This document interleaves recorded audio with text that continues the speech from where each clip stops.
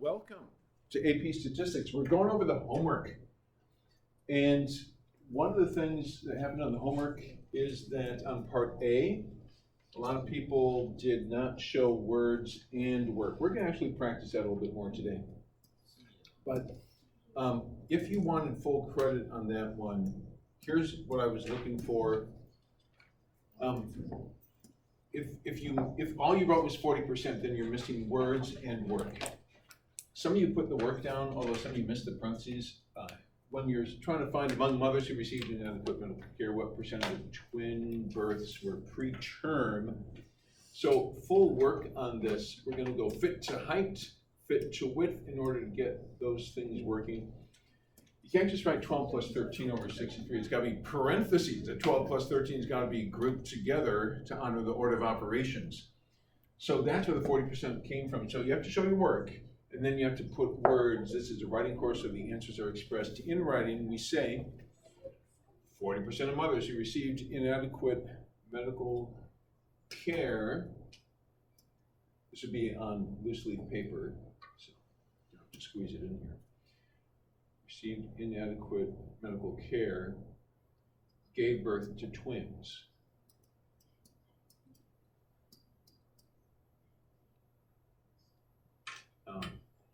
Gave premature birth to twins is what they're asking about. So you can't just say 40%, you have to say 40%. 40% of mothers who received inadequate medical care gave premature birth to twins. So,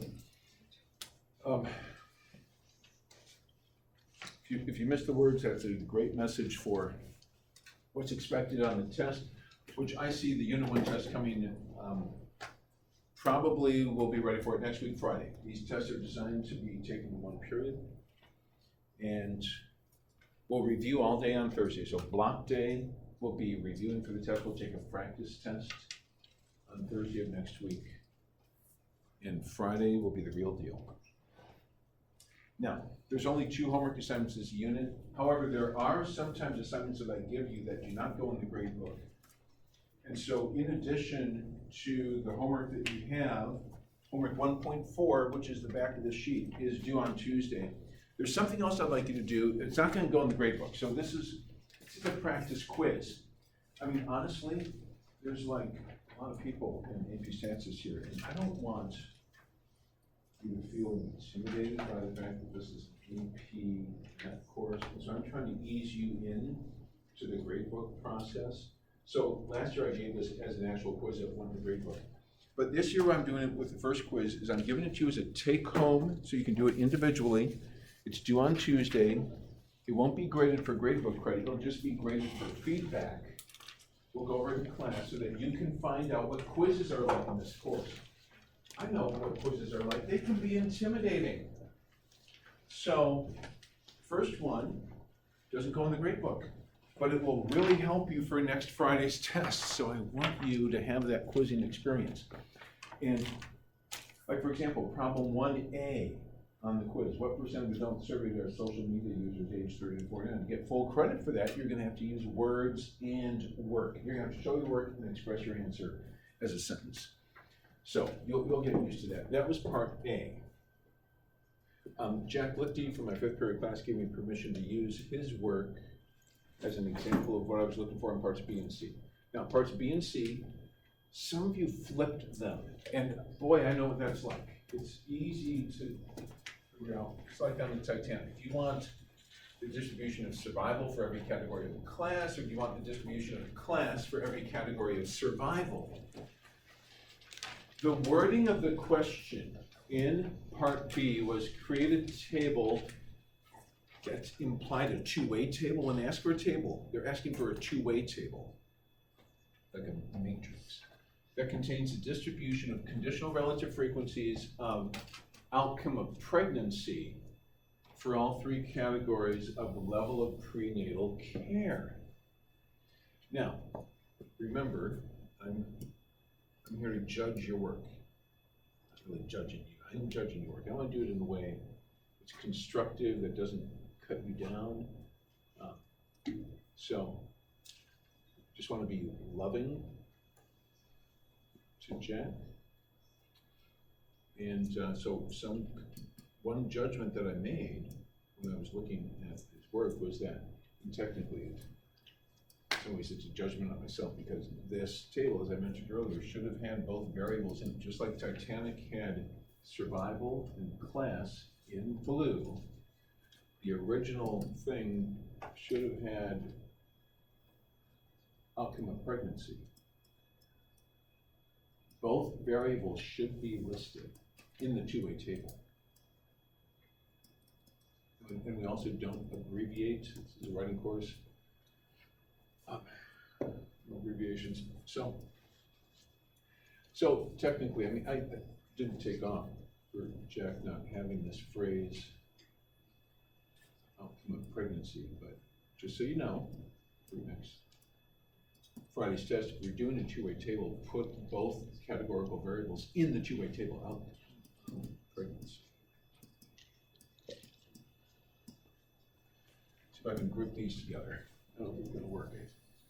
Take all this and group it so that it will move together. There we go. That's what I'm talking about. Okay. Now, some of you, I think we've already talked about show me the whole that's broken into parts. So it's the whole of intensive care, of mothers who were given intensive care, broken up into 3 parts: 30%, 25%, 46%. Circle each conditional whole so you can see what's going on. This is what B should have looked like, and this is what the answer to part C should have looked like. If you had them flipped, then think through what was a mistake that you made when you were thinking. Do you have any questions on how to get parts B and C?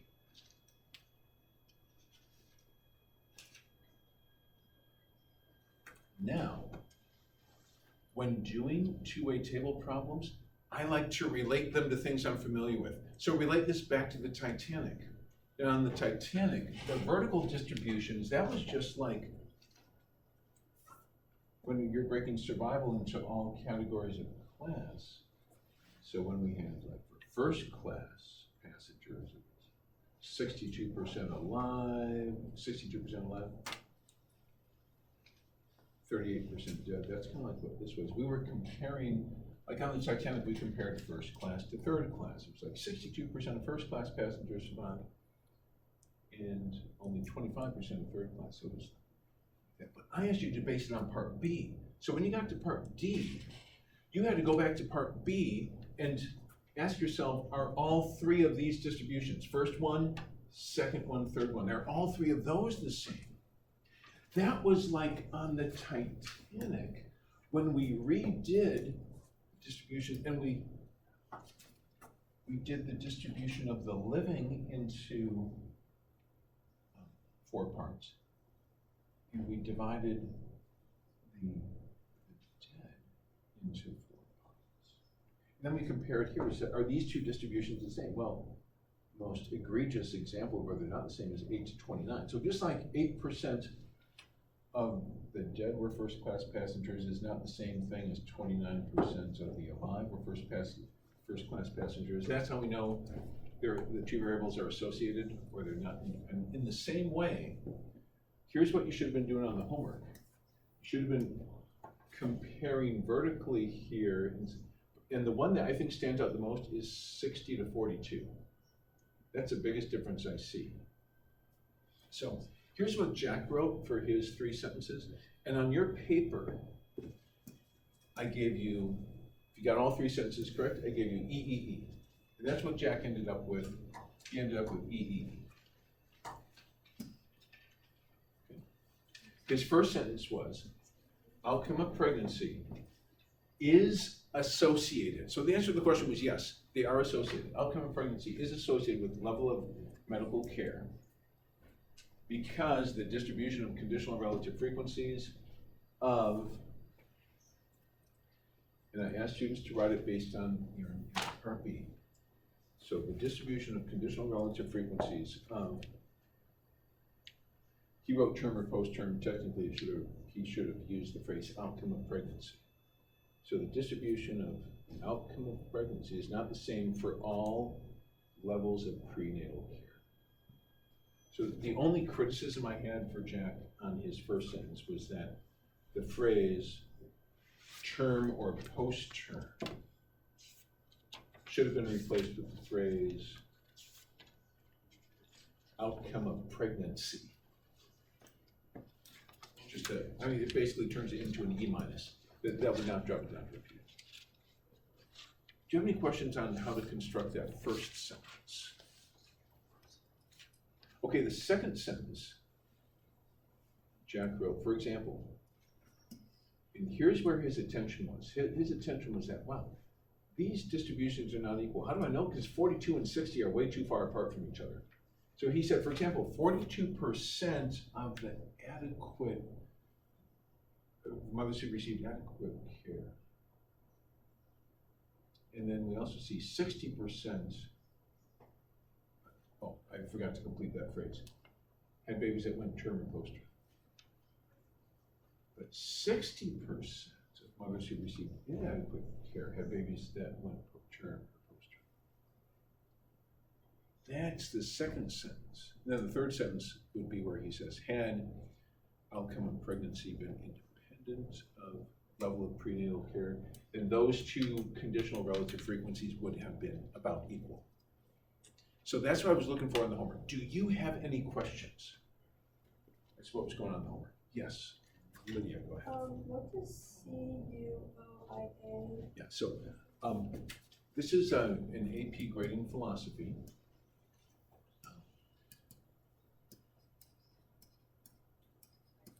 It's an acronym for correct use of incorrect answer. So like, for example, if you made a mistake in parts B and C, if you had these tables flipped, if you used your flipped table correctly, then I gave you full credit. So CUOIA basically means full credit. Even though technically the answer is not correct, you used your incorrect answer correctly. What you do not want to see on your paper ever is IUOIA. Let's see if I remember how to use my software. IUOIA. If you ever see that, that means you made a mistake in like parts B or C, and then in part D, you made a mistake in using your mistaken answers. So that would be not full credit.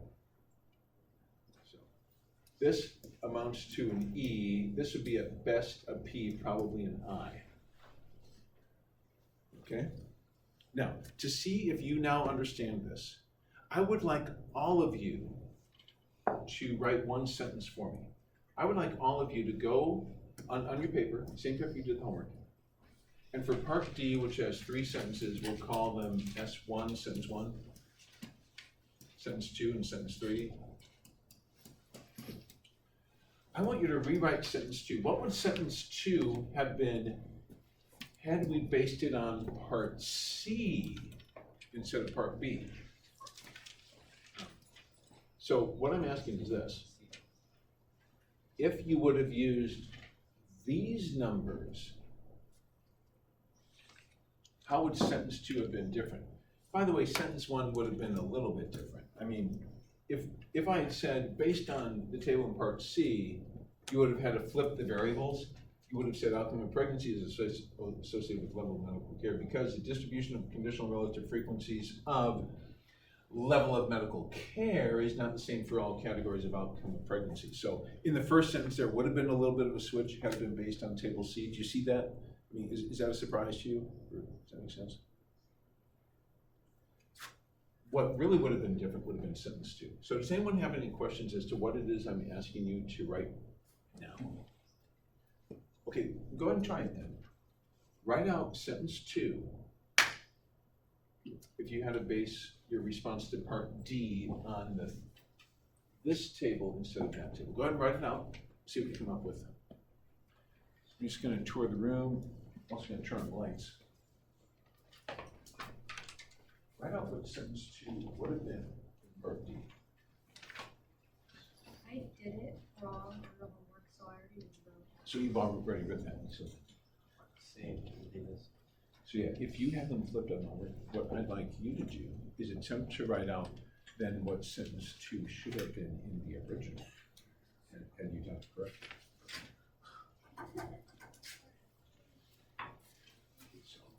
You'll be based in this guy right here.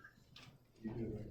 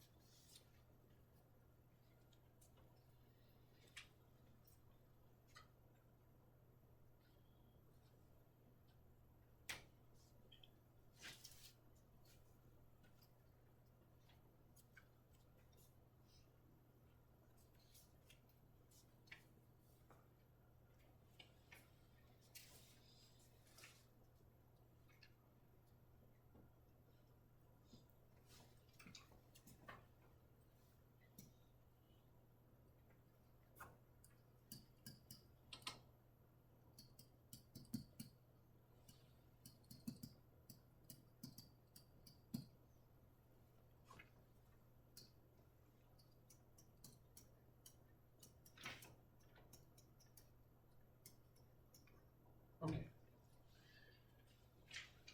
Go and compare your sentence with that of a shoulder partner. See if you're in agreement.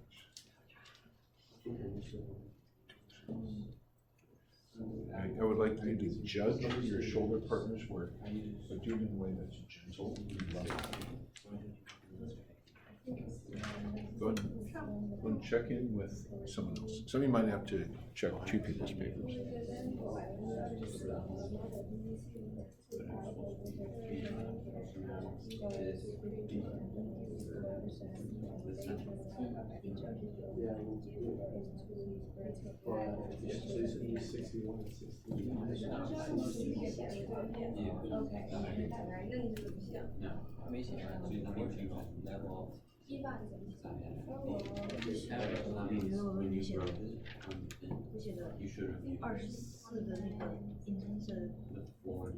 All right, friends, let's go and regroup. Is there anyone who had your work judged by a shoulder partner and you feel like it would stand up to public scrutiny? Who thinks they have, and we'll go back, and I know what Gabriella,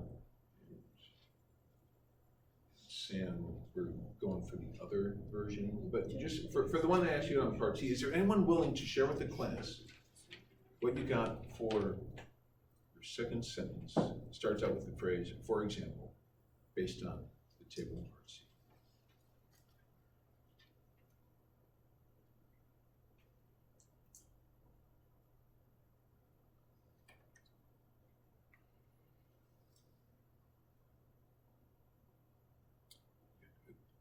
Again, if your work is not perfect, the advantage is that you'll probably, if you choose to say it out loud, you'll probably learn more than anyone else, especially if you make a mistake. I can see my original sentence. Okay, that'd be great. Yes, please. For example, the proportion of term or post-term births with adequate levels of maternal care was 42%, but only 28% of preterm without procedural births had adequate levels of maternal care. Okay, so here's, that would not be full credit, and here's why. If you relate it back to so you compared the 42 to the 28, right? Yeah. Okay, So we would not expect all these to be the same, because down at the margin, if you were to look at the breakdown of the 278 mothers into preterm, term, and post-term, they would not all be the same numbers. So we don't expect those to be the same. In the same way that on the Titanic, and since you were trying to do one that had horizontally laid out distributions, we don't expect these numbers to be the same going across. We're expecting them to be the same. I think first-class passengers were about 13% of everyone on board. So we would expect both these numbers to be 13%. Well, one was 8, one was 29. So you were comparing across, you should have been comparing top to bottom. So on the Titanic, we would have said the survival is not an independent class because 29% of the living were first class, but only 8% of the dead were first class. If survival had been independent class, we would have expected those two to be the same. In the same way on the homework assignment, instead of comparing this way, like 42 to 28, try comparing these two. Those would be the ones to compare. In fact, do you want to try it on the fly? Do you want to say what the for example would be if you're comparing these two numbers? Say for example.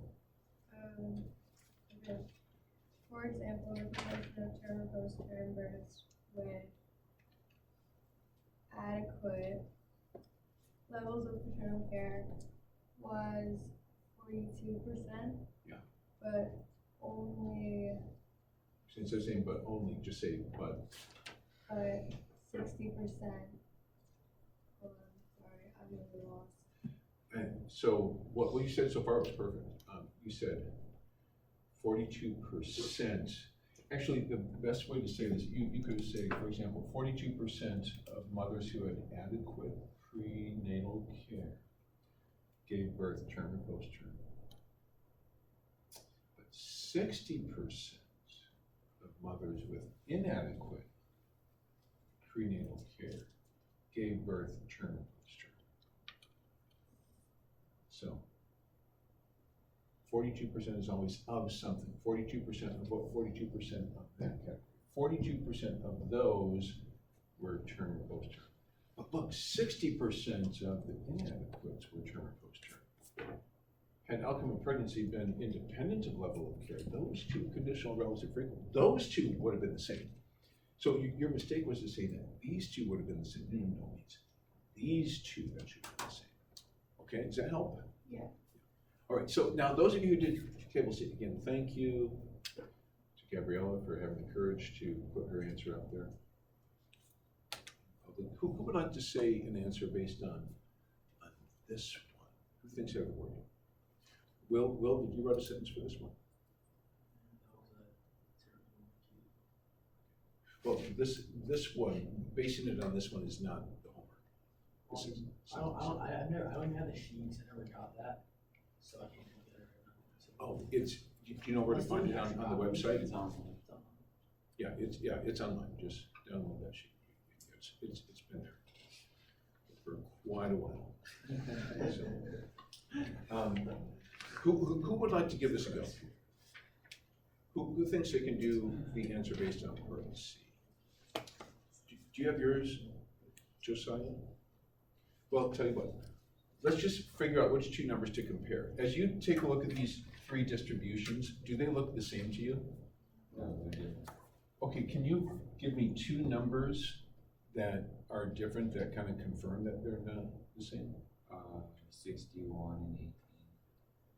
So 61 and this by the way is 50%. Okay, so you're saying 61 and 16? 18. Oh, 61 and 18. Trying to find the 18. Oh, 61 and 18. Okay, so you have to compare, as you're comparing these three distributions, you have to either pick two numbers that are on the top of each distribution, two numbers that are in the middle, or two numbers on the bottom. So you can't compare 61 to 18. So then 18 and 29. You can compare 18 to 29. Okay, yeah. So the fact that 18 and 29 are nowhere close to the same, those are the two that you could put in your example. Okay, so now let's start to construct that sentence. It starts out with what phrase? For example. Okay, for example, let's talk about this one.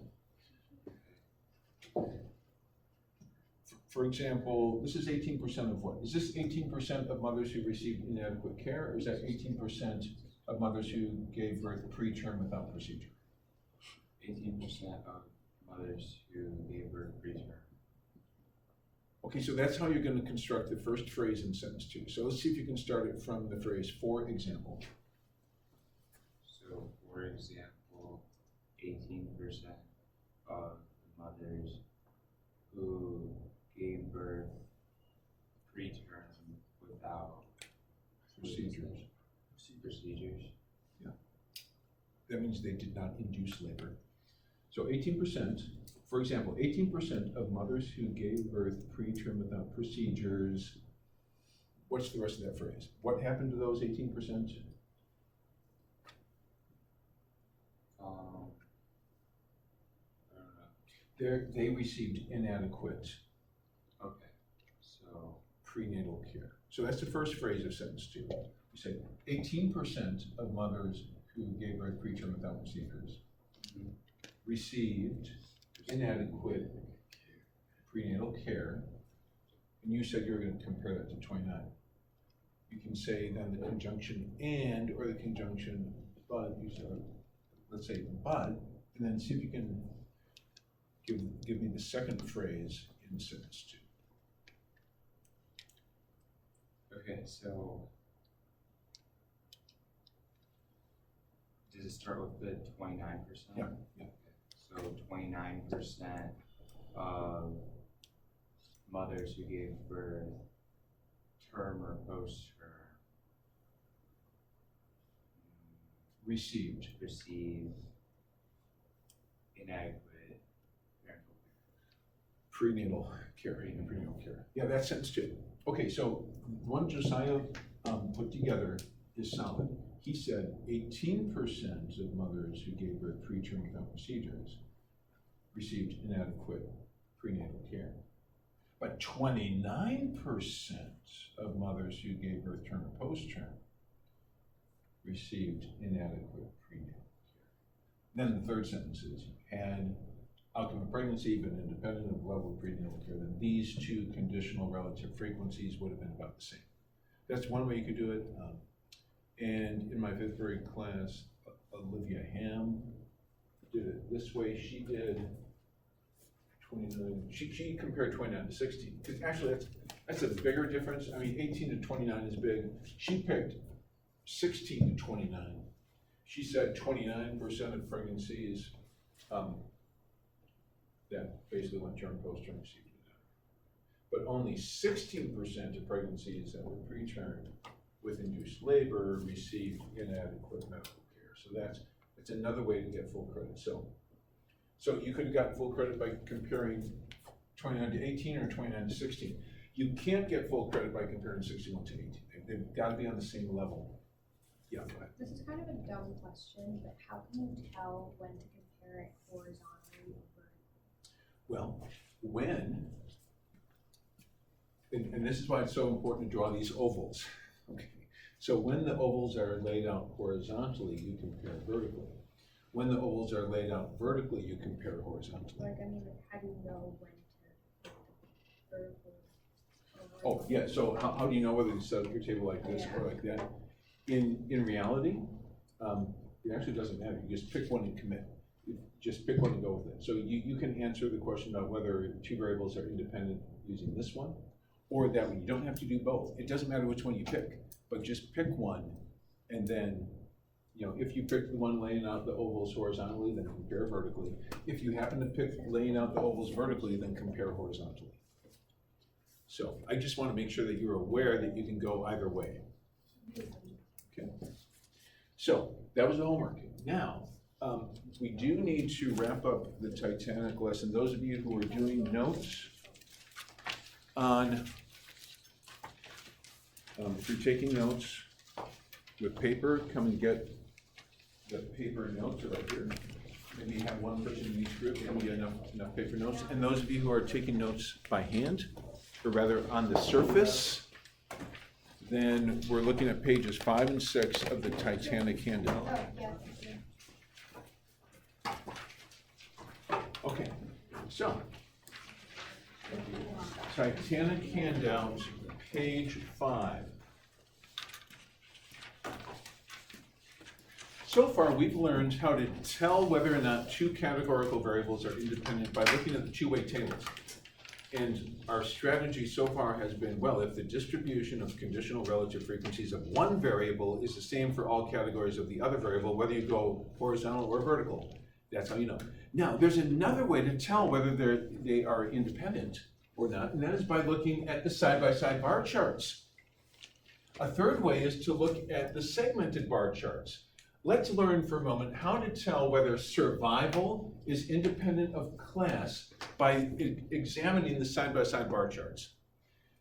And the way we're going to do that is take a look at what would the side-by-side bar charts have looked like had survival been independent of class. If you have access to colors, you can use two different colors on the surface. Use purple and blue. I'm going to be using purple and blue up here at the board. Let's draw what the side-by-side bar chart would have looked like had survival been independent of class.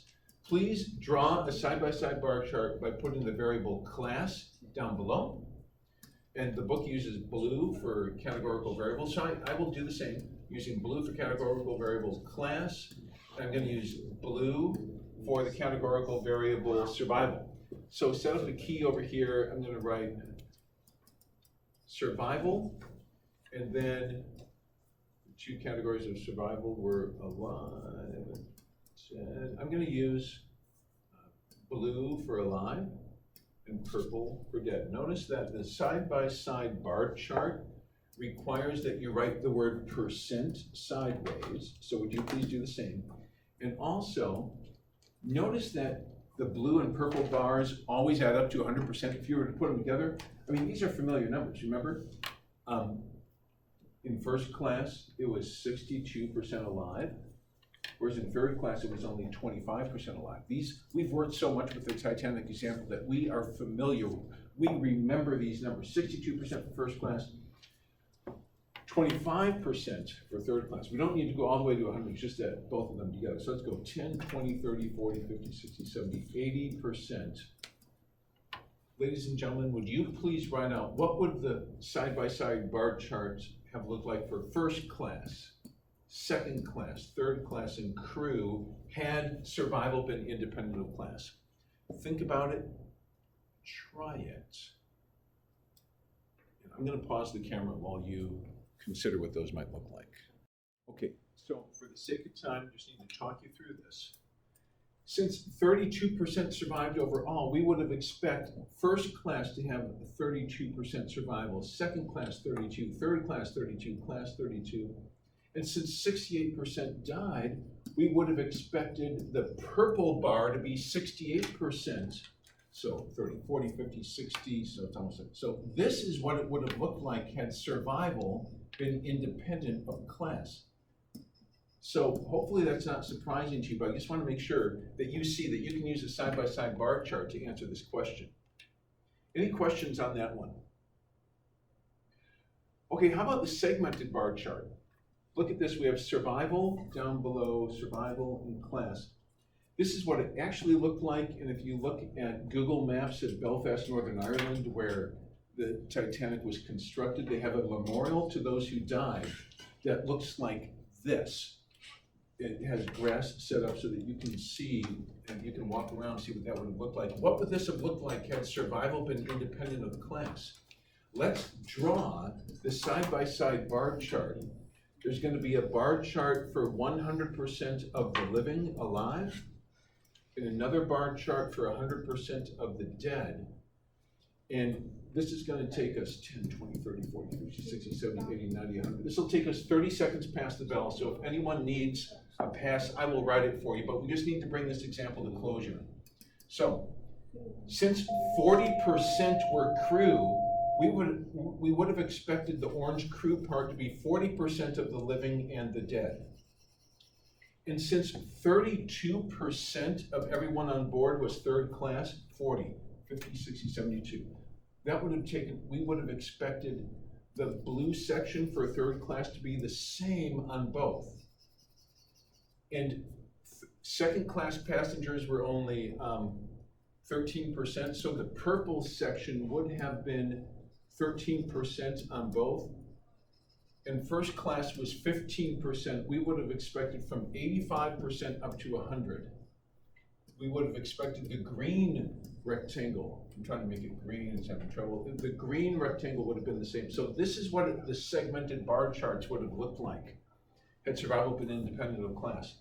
So if they ever ask you to judge whether survival is independent of class based on this, say, oh, look, only this percent of the dead were first class, that percent, those two are not the same. Had they been independent, those would have been the same. So